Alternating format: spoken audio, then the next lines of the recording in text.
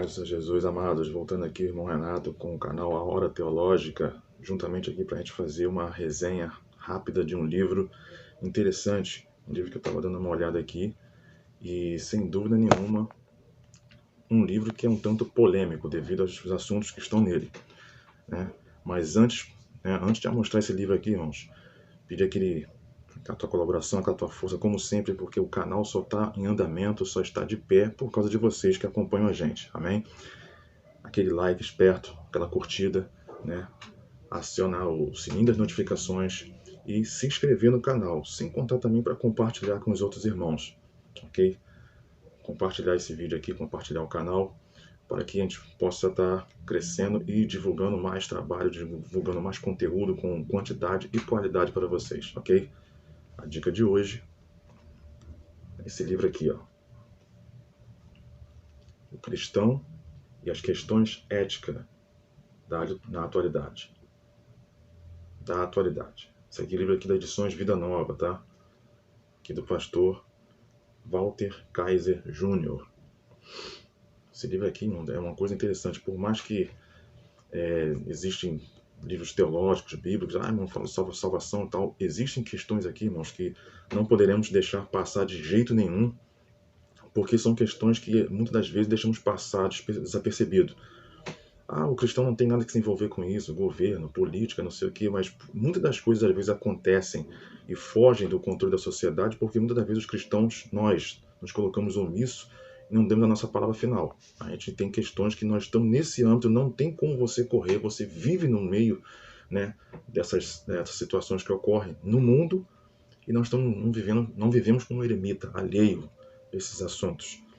Então, até interessante aqui que a capa, perdão, a capa aqui já mostra muita coisa. Ó, um feto, a capa é muito interessante, muito bem feita. Um feto e todos os assuntos embutidos nele, ou seja, a gente já nasce e depois só vai aflorando, que a gente vai ter que participar desses assuntos na sociedade.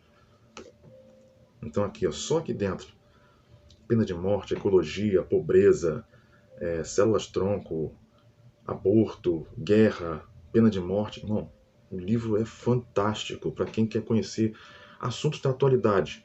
Mas o interessante é que eu vou mostrar para vocês agora. O índice dele, o interessante é que o autor ele vai colocar sempre, não sei se os irmãos podem ver aqui, ó. Se os irmãos puderem ver, tá? Queria dar uma pausa no vídeo para dar uma olhadinha. E antes de começar aqui uma pequena resenha, deixa eu apresentar para vocês quantas páginas tem esse livro. Livro de 315 páginas, irmãos. 315 páginas. E o sumário está assim, ó. Capítulo 1, os pobres, os oprimidos e os órfãos. O interessante, como eu falei para vocês, ele sempre coloca o tema do capítulo e o versículo embaixo refutando, falando sobre esse capítulo, né? Aí Isaías 55:8. Eu vou falar os capítulos aqui. O capítulo 2 fala sobre racismo e direitos humanos. O 3, jogos de azar e ganância. O 4, meio de comunicação, entretenimento e pornografia. O 5, adultério. O 6, coabitação e fornicação. 7, divórcio. O 8, aborto e pesquisas com células-tronco. O 9, homossexualidade. 10, crime e pena de morte. 10, suicídio, infanticídio e eutanásia. Olha só, irmão. O 12, engenharia genética e reprodução artificial. 13, alcoolismo e drogas. 14, desobediência civil. 15, guerra e paz. 16, riqueza, pobreza, posses e economia, perdão. 17, direito dos animais, fazendas industriais. E o 18, cuidado com o meio ambiente. Tudo isso envolvido nesse livro aqui. Então, assim, é um aperitivo para quem gosta desses assuntos, de coisas que às vezes a gente não entra muito nesses assuntos porque não tem nada a ver com a igreja. Tem sim, tem. Uma vez ou outra você vai debater com essas questões aqui, seja até dentro da sua casa debatendo com a família ou pessoas de fora tentando refutar, falando que a igreja não se mete nisso e tal, mas tudo chega até nós para nós opinarmos, né? Depende muito da nossa opinião também. No capítulo 3, olha só, irmãos, a questão aqui dos jogos de azar.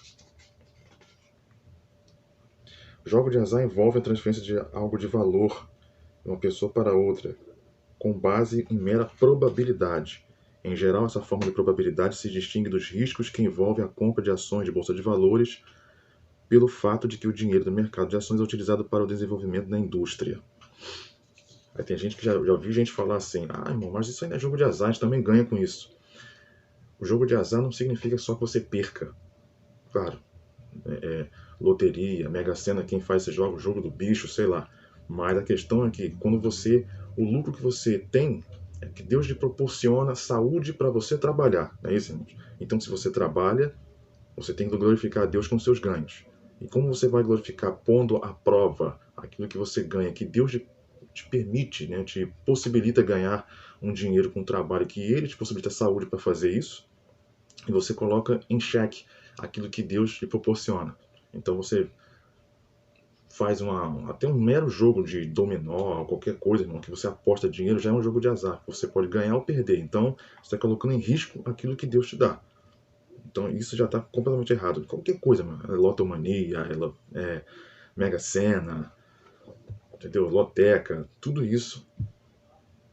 Então, assim, já começa por aí. Tem gente que persiste em jogar essas coisas, né? Tudo que envolva dinheiro, que envolva lucro.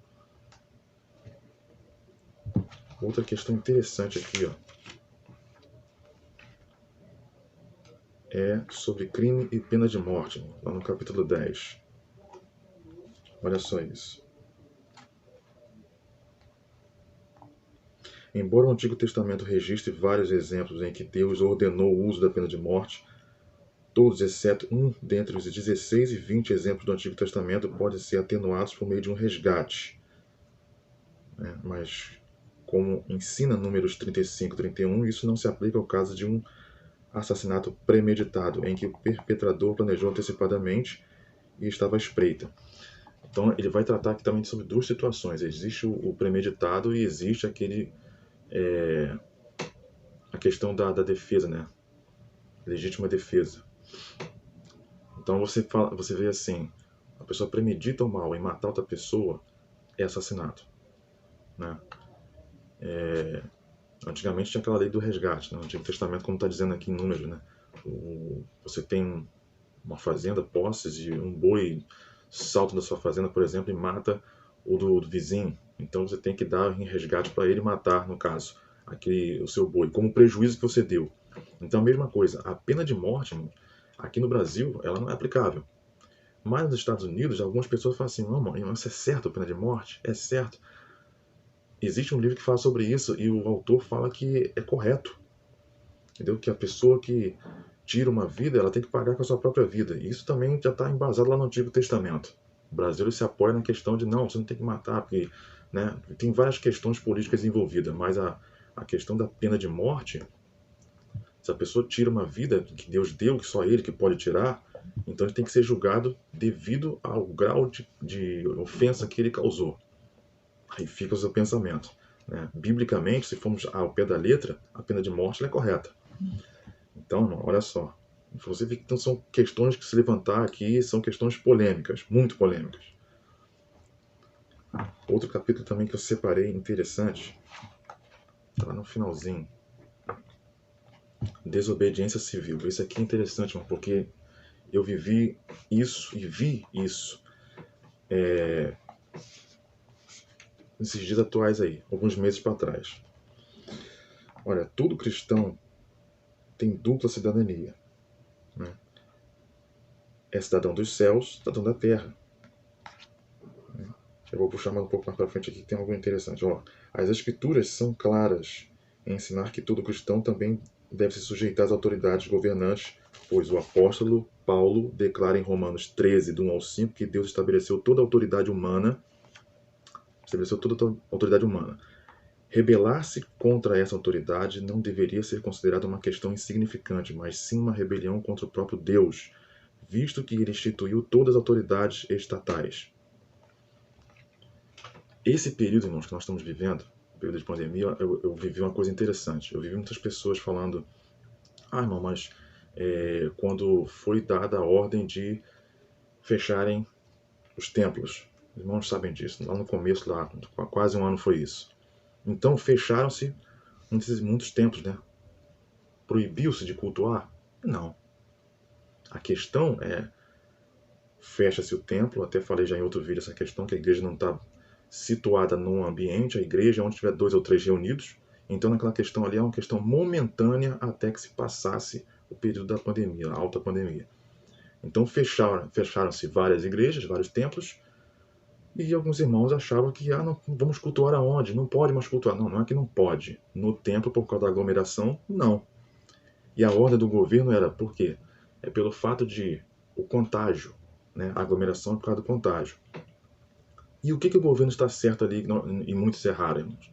Porque o governo estava priorizando o próximo e a sua saúde, não é verdade?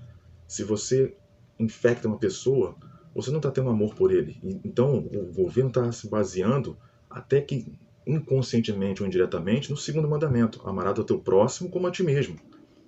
Então, quando o governo manda isso, a gente tem que primeiramente verificar: está ferindo a ordem bíblica? Está ferindo a escritura? Não. Ele não está proibindo de cultuar, está proibindo apenas de aglomeração nos templos.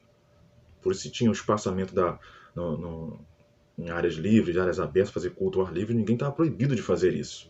O culto nos seus lares, nas famílias, online, tudo, até o momento passar. E ninguém estava proibido de cultuar, irmãos. Essa era a grande diferença. E muitos desobedeceram.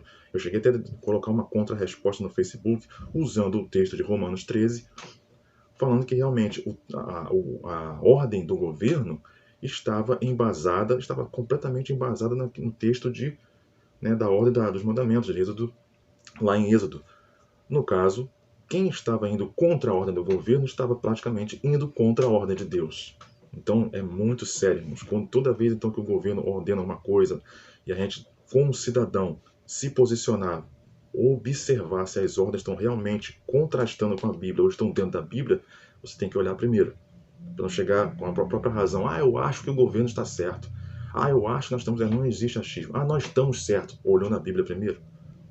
A regra de fé e prática não é o que nós achamos, que nós pensamos ser o certo, mas é aquilo que é o certo, a Escritura Sagrada. Então o autor vai dar vai passar uma navalha em muitas coisas que as pessoas acham ser o correto, até questão de animais também, irmãos. Então, assim, ele vai falar sobre outras coisas aqui, islamismo também, feminismo. Quem quer conhecer muito desses assuntos polêmicos, irmãos, indico demais. Esse livro é espetacular. Tá bom? Fica a dica aí. Então, eu já agradeço já que os irmãos ficaram com a gente aqui com essa indicação polêmica, né? E tem outros livros, irmãos. Não tem só esse livro, não. Tem um livro também do Norman Geisler também, que é da edição Vida Nova. Quando fala de ética, a gente acha assim, é meio problemática, é complicada a linguagem. Algumas são sim. Mas eu tenho alguns livros bem acessíveis. Esse aqui é um deles. Amém, queridos? Obrigado por ficar com a gente até agora. Até o próximo vídeo.